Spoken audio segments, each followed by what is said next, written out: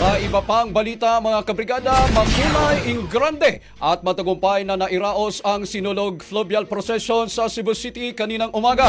Umabot sa 329 na mga sea vessels ang nakaisa sa isinagawang prosesyon ng imahe ng Banal na Bata ng Cebu o Santo Niño de Cebu, kung saan mga kabrigada mas marami ang sumali ngayong taon kumpara sa 2024 na umabot lang na higit sa 200 sa pagdaan ng MV Santo Niño de Cebu sa Mactan Channel na siyang sinakyan na Holy Family. Nagkakulay ang karagatan dahil sa makukulay na mga sea vessels na nakasunod sa galyon. Libo-libong tao rin ang nag-abang sa gilid ng dagat sa Lapu-Lapu, sa Mandawi City at sa Cebu City sa palibot ng Mactan Channel.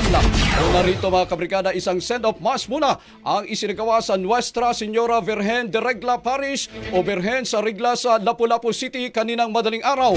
Nagmula ang fluvial procession sa Naval Forces Central sa Lapu-Lapu City at dumaan ito sa Mactan Channel hanggang sa Cebu-Cordova Link Expressway bago ito nag-U-turn papunta sa Pier Ono sa Cebu City, kung saan dumaong ang barko at sinalubong naman ito ng libu-libong mga depoto.